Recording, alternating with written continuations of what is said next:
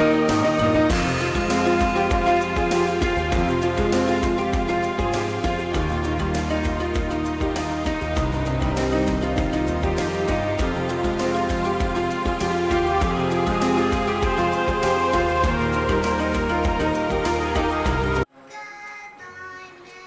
Welcome back. दफ़ा फिर आप सबको खुशामदीद करते हैं और इस वक्त हमारे साथ मौजूद हैं डॉक्टर आबिद हुसैन मिर्ज़ा साहब। कोई टेक्निकल फॉल्ट था जिसकी वजह से हम एकदम से ब्रेक पे चले गए थे और एकदम से वापस आ गए। जी डॉक्टर साहब आप वहीं से कंटिन्यू करिए। देखिए अली साहब की जैसे कॉल थी कि वो बच्चों को अम्बलाइकल रीजन में पेन हो रहा था, तो ये हमारे यहाँ यूजुअली बच्चों को होता है ऐसा। जो बच्चे कंप्लेन हमारे पास लेके आते हैं उनमें एब्डोमिनल पेन होता है और हमारे यहाँ सबसे बड़ी वजह जो है वो पेट के कीड़े हैं, वॉर्म्स इन्फेस्टेशन जो है हमारे सबसे बड़ी वजह है ये। और एनीमिया की भी इत्तेफाक से बच्चों में सबसे बड़ी वजह हमारे यहाँ ये जो इन्फेक्शियस डिजीज में आ जाता है ये एलिमेंटेसी, तो इसमें ये काउंट की जाती है। इन बच्चों के लिए यही है कि आप HB करा लें, स्टूल DR करा लें और वॉर्म एंटी वॉर्म्स दवाइयाँ आती हैं वो दें, तो एक तो पेट के ये दर्द वगैरह है और ये भी क्लियर हो जाएंगे, वॉर्म क्लियर होंगे, एनीमिया करेक्ट हो जाता है, एनीमिया करेक्ट हो जाता है। और फिर कुछ दवाइयाँ एनीमिया जो होती हैं हम उसको ट्रीट करने के आयरन सप्लीमेंट हम देते हैं। मैंने भी हमने बात कर रहे थे, हमारी बात में ये स्टॉप हो गई थी कि जो ये बच्चे जेनेटिक जिनके अंदर प्रॉब्लम होती है वो बाय बर्थ होते हैं जी, ठीक है, तो थैलेसीमिया भी जेनेटिक प्रॉब्लम ये मेजर जेनेटिक प्रॉब्लम है। जैसे मैं आपको बता रहा था कि HB जो फॉर्मेशन होती है असल में वो समझ लें कि वो फॉल्ट फॉर्मेशन हो जाती है, उनकी डिफॉर्म हो जाते हैं, यानी HB की जो नॉर्मल फिगर होती है वो डिफॉर्म हो जाती है, ऑल्टर हो जाती है। अब उसकी वजूहात भी मुख्तलिफ तरह से होती हैं। एक तो ये होता है कि कुछ जो HB की जो पार्ट हैं, प्रोटीन के कुछ पार्ट, ग्लोबिन हम कहते हैं उनको, या तो वो फॉर्मेशन उसकी सही नहीं हो रही होती या म्यूटेशन हो जाती है। म्यूटेशन कहते हैं कि चेंज हो गई, यानी 3 का 5 हो गया, 16 का 11 हो गया, 11 की जगह 16 हो गया। हाँ, तो ये फॉर्मेशन, यही बीमारियां जन्म लेती है। मुझे बताएं कि बच्चे को, एक हेल्दी बच्चे को पूरे दिन में कितनी आयरन की रिक्वायरमेंट होती है? बहुत ही कम, 1 मिलीग्राम पर डे के हिसाब से। तो 1 मिलीग्राम की क्या वैल्यूज होती है? 1 to 5 मिलीग्राम, बिल्कुल सिंपल। आयरन हमें ज्यादा जरूरत नहीं पड़ती। इसकी वजह ये होता है कि आयरन ज्यादा एब्जॉर्ब नहीं होता। अच्छा। जितना भी अगर हम चाहते हैं, एक सेब जो है इनफ है, एक सेब बच्चे के लिए, यानी बड़ों के लिए भी है। एक सेब जो है, एक एप्पल जो है वो हमारे लिए नॉर्मल माना जाता है डाइट में। जब भी कहते हैं कि एप्पल जो है, आपको पता है हेल्थ में कितना इंपॉर्टेंट होता है, तो ये अगर हम उसको 5 सेब खा लेते हैं सपोज करें, तो हम समझेंगे आयरन हमारे यहाँ बहुत चला गया, तो ऐसा नहीं है। हमारे यहाँ आयरन एक्स जितना भी है वो एलिमिनेट हो जाता है, सिर्फ वही एब्जॉर्ब होता है जितने की बॉडी की रिक्वायरमेंट होती है। अच्छा, सिम्टम्स क्या होते हैं डॉक्टर साहब जो है, जो आयरन डेफिशिएंसी जिनके अंदर होती है? देखिए बहुत इंपॉर्टेंट है ये।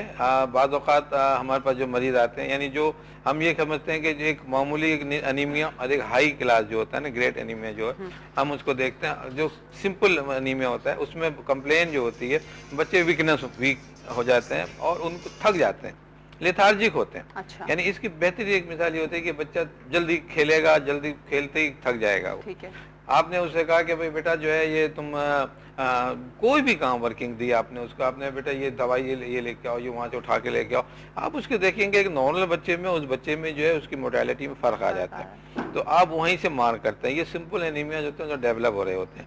इसके अलावा जब हम देख लेते हैं कि हाई जब एनीमिया बढ़ जाता है, तो यही बच्चे सांस फूलने लगती है इनकी। अच्छा। हाँ, अब बच्चे ये बहुत इंपॉर्टेंट है ये। हाँ, वो बच्चे कह रहे हैं कि आप कह रहे हैं कि बच्चे डॉक्टर भी खेल रहा है सब कुछ, लेकिन सांस फूल रही है इसकी। अच्छा। इसको कोई सांस की प्रॉब्लम है? बाद ऐसे भी बच्चे आए हैं जो हमने देखे जो सीवियर एनीमिया में है और आखिर तक उनके पेरेंट को डायग्नोज नहीं हुआ कि इसको एनीमिया फेलियर, सांस की प्रॉब्लम का समझते हैं, वो सांस की प्रॉब्लम समझ रहे हैं। बहुत डेंजरस हुए। मेरे पास ऐसे बच्चे रहे जिनके 4 और 5 ग्राम जिनके हुए हैं, 4 ग्राम पे तो बहुत ही लीथल कंडीशन हो जाती है और उनकी सांस इतनी ज़्यादा ब्रीथलेसनेस हो जाती है उनको कि हम समझते हैं कि साथ कोई बड़ी बीमारी है सांस की, जबकि ऐसा नहीं है। जरूर करूंगी कि कल भी हम अपने शो पे एक बात करते हैं कि डॉक्टर्स ने बहुत ज़्यादा डॉक्टर्स की वजह से भी बहुत सारी प्रॉब्लम्स क्रिएट हो जाती है ना।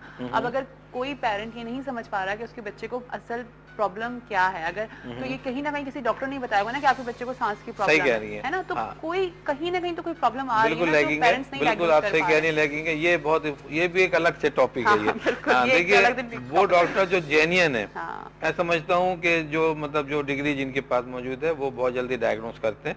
हमें चाहिए कि उन्हीं डॉक्टरों से रुजू किया जाए, लेकिन जो कोई हजरात हैं उनमें, और देखिए जो क्वालिफाइड है बहुत फर्क है।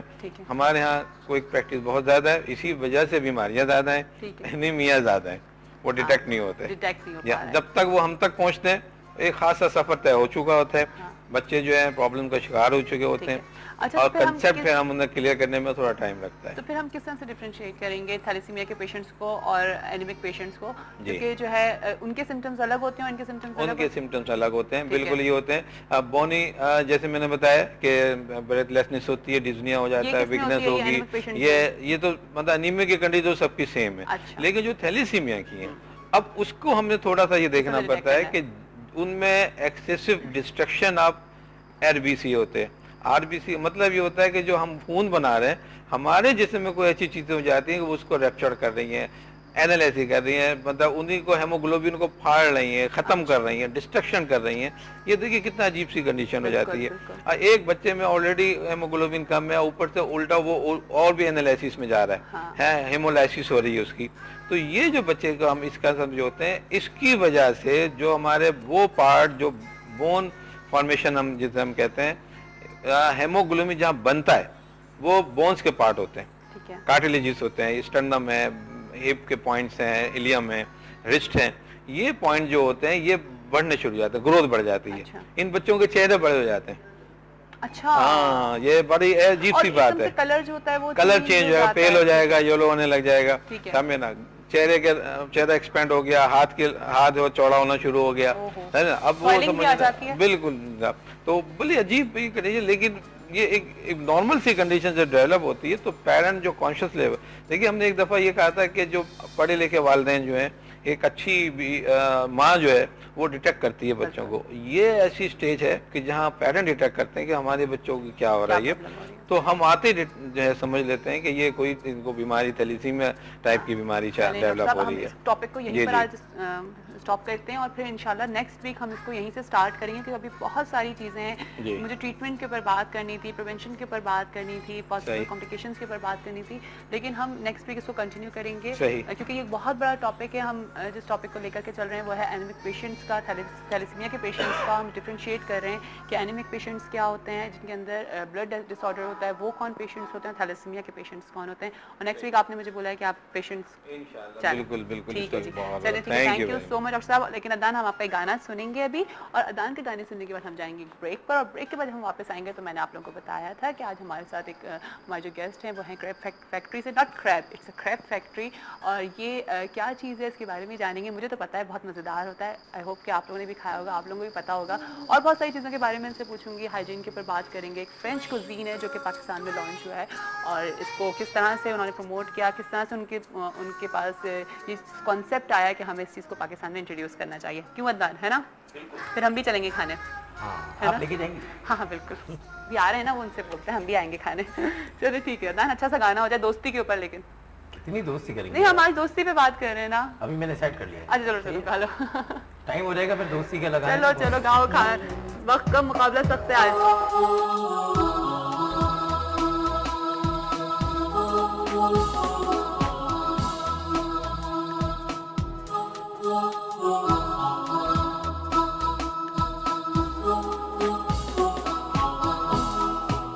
चल दिल मेरे छोड़ ये फेरे, ये दुनिया झूठी लोग लुटेरे। चल दिल मेरे छोड़ ये फेरे, ये दुनिया झूठी लोग लुटेरे।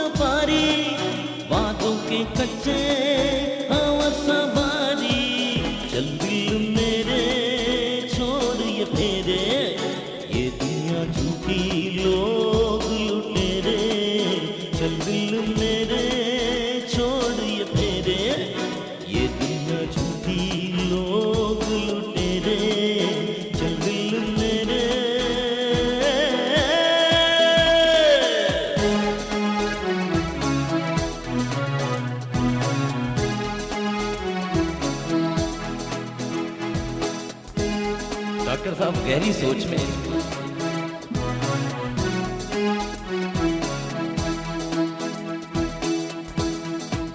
झूठी अदाएं खोटी अनाएं कितने फख्र से चेहरे सजाए, झूठी अदाएं खोटी अनाएं कितने फख्र से चेहरे सजाए।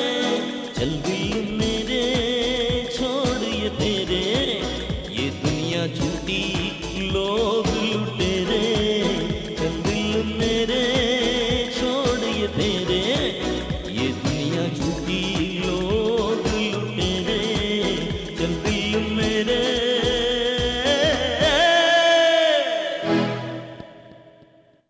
तो फिर आप सबको खुशामदीद करते हैं सुबह बखैर वाइब के साथ में। कितना अच्छा गाना है ना, दोस्ती। दोस्ती है इतना खूबसूरत रिश्ता कि जिसके पास भी दोस्ती का रिश्ता होता है वो अपने आप को दुनिया का लकीस्ट इंसान समझ रहा होता है जनाब। तो बस मेरे साथ भी बहुत सारे दोस्त हैं, यकीनन आप लोगों के साथ भी बहुत सारे दोस्त होंगे, लेकिन एक कोई दोस्त ऐसा ज़रूर होता है जो आपके लिए बहुत इंपॉर्टेंट होता है, जिसके लिए जो आप बचपन से आपके साथ चल रहा होता है या कभी किसी कहीं पे आपको मिल जाता है।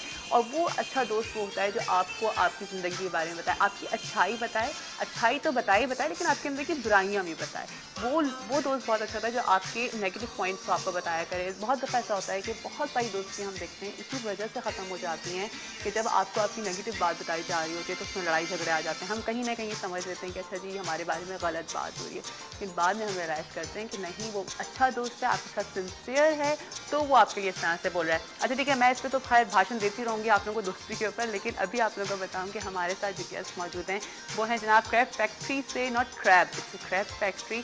ठीक है जी, क्रैब फैक्ट्री से हमारे साथ मौजूद है। एक रेस्टोरेंट है, आप लोगों को भी बहुत पसंद होगा। जो लोग फोर्ट ग्रैंड जाते रहे उन्होंने वहाँ पे बहुत खाया होगा। साथ साथ खजा मार्केट पे भी इसका ये रेस्टोरेंट है, और साथ साथ ये एक फ्रेंच कुजीन है जो यहाँ पे इंट्रोड्यूस हुआ है। क्या चीज़ है, मज़ेदार है, मुझे तो पता है, लेकिन आप लोगों को बता रही हूँ कि बहुत मज़ेदार होता है, कुछ डिफरेंट सा टेस्ट है इसका, लेकिन ये क्या चीज़ है इसके बारे में इनको जानते हैं। वेलकम करते हैं इनको अपने शो पे। अस्सलाम वालेकुम जी।